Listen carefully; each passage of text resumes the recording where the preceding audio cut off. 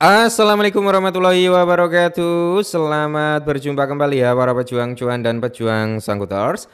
Bagaimana keadaan teman-teman semua nih? Nah, semoga kalian dalam keadaan sehat semua ya. Dan saya doakan buat kalian itu jadi orang sukses semua. Amin, mantap jiwa ya. Dan tetap ya kawan-kawan ya, secangkir kopi harus selalu ada buat menemani kesempatan kali ini. Dimana kalau kita lihat bersama-sama kan market udah mulai agak positif gitu ya. Udah mulai ada rebound tipis-tipis ya. Bitcoin aja sampai 3,6%, Ethereum 7% ya.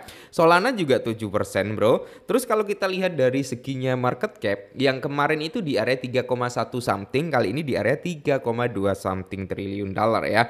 Untuk volume juga naik ini bro, sekitar 148 billion. Ini secara overall ya, bukan hanya di Bitcoin, bukan hanya di Ethereum atau di salah satu altcoin, tapi ini secara overall, market cap secara overall, volume secara overallnya. Nah, untuk crypto net flow-nya ya atau ETF net flow ini juga naik bro. Kemarin sempat minus 400 jutaan US dollar ya. Kali ini udah mulai rebound nih sekitar 185 jutaan. Wow, mantap ya.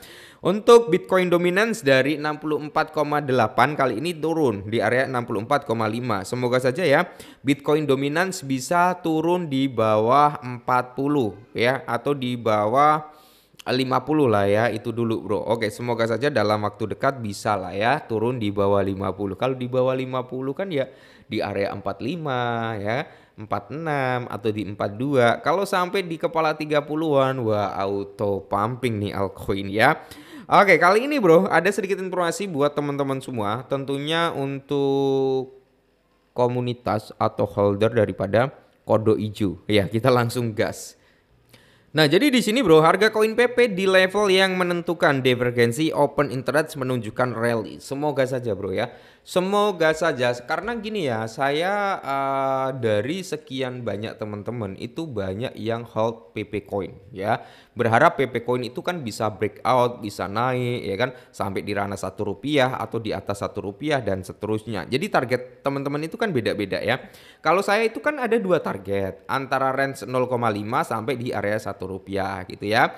Tetap ada yang saya setting di area 0,5 rupiah saya jual 20% atau 30%. Di area Rp7 juga ada yang kok Rp7 ya, 0,7 rupiah gitu kan, ada juga yang saya setting jual di situ ya. Dan tentunya tertingginya di Rp1. Semoga saja PP bisa ke Rp1 ya tahun ini. Amin.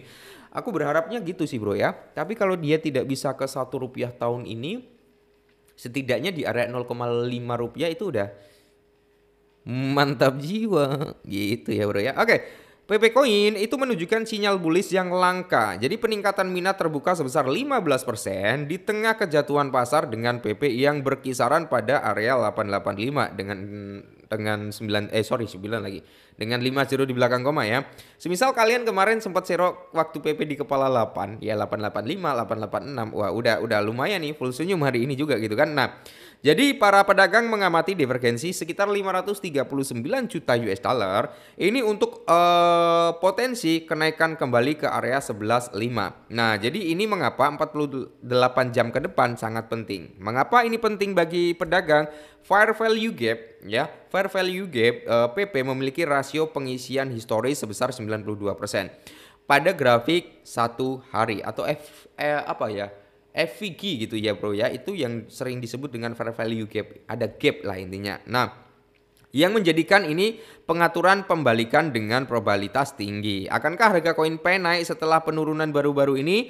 Jadi koin P itu mengalami penurunan tajam sejak 11 Juni. Penurunan ini menyebabkan apa? PP yang merupakan salah satu koin meme dengan kinerja terbaik dan dia menduduki peringkat keempat ya terbesar dalam sektornya meme coin. Ketiga ya bro, ketiga dalam sektornya meme coin karena terbesar pertama itu ada the kingnya meme coin yaitu Dogecoin ya. Terus ada peluncurnya meme coin yaitu Shiba Inu ya kan, dan ada patihnya yaitu PP Coin ya. Nanti ada lagi jenderalnya dan sebagainya gitu ya. Nah, jadi di sini kalau kita lihat ya teman-teman ya, di tengah penurunan ini harga koin PP telah menciptakan kesenjangan nilai wajar. Itu adalah FVG atau fair value gap yang dapat bertindak sebagai magnet dalam jangka pendek. Kesenjangan fair value gap ini muncul pada tanggal 12 Juni setelah PP coin turun 16% dari area 134 menjadi di area 11.2. dalam waktu 3 hari. Kesenjangan ini biasanya menunjukkan ketidakseimbangan yang mungkin menjadi tujuan pasar untuk mengisi inefisiensi ya sebelum menjatuhkan tren sebelumnya yang dalam kasus ini adalah tren turun. Nah, jadi kita masuk dulu ke trading view ya bro ya untuk melihat kinerja daripada PP dan kita mencari area fair value gap-nya. Nah, kita naikkan time frame dulu ya. Kita naikkan time frame ke daily. Oke, kita naikkan ke daily seperti ini untuk melihat ya fair value gap-nya daripada si PP coin gitu bro ya. Kita lihat di sini. Oke, bentar. Nah ini bro ya, ini dia yang dibilang fair value gap-nya itu adalah di sini bro. Ting ding ding. Nah ini bro, di sini kan ada gap kesenjangan ya bro ya, kesenjangan orderan di sini. Jadi diprediksikan PP itu bisa mengalami rebound terlebih dahulu sampai di area tersebut ya. Jadi di sini sebenarnya ada area 2 titik TP yang cukup bagus ya untuk si PP. Nah, yang pertama ini kan dia udah menyentuh di area supportnya sini ya. Habis itu sedikit terpantul, tapi dia candlenya masih cukup kuat ya bro ya, bullish, membentang hijau cukup tebal ya. Dan kemungkinan besar sih dia bisa menyentuh ya di kisaran harga di kepala 10.72 ya. Karena harga PP saat ini kan di kepala 99. Nah, di area 10.72 sampai di price harga 11.22. Oke. Nah, untuk menutup fair value gap, maka PP berpotensi bisa rebound itu sampai di kepala 12.18 bro. 12.18 kalau dia ingin menutup full 100% ya.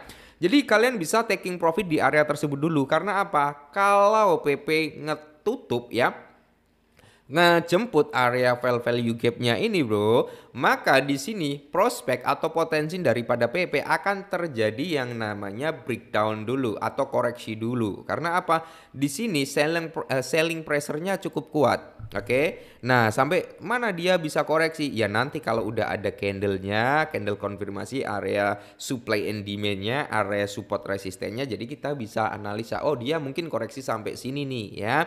Habis itu dia bisa meneruskan kenaikan lagi gitu bro ya. Jadi area fair value gap udah kena, area TP juga udah saya kasih tahu ya, intinya di kepala 11, 12 ya bro ya, atau di kepala 10, 75, 76 kalian bisa TP dulu nanti. Oke. Dan di sini kalau kita lihat minat terbuka PP juga melonjak sekitar 15% bro ya, data dari CoinGlass. Nah, ini bisa kalian lihat sendiri ya bro ya. Permintaan ya atau minat terhadap PP itu naik. Jadi pada saat ini ya kan metrik ini mencapai di area 539 juta US dollar setelah pertambahan lebih dari 90 juta US dollar dalam 24 jamnya.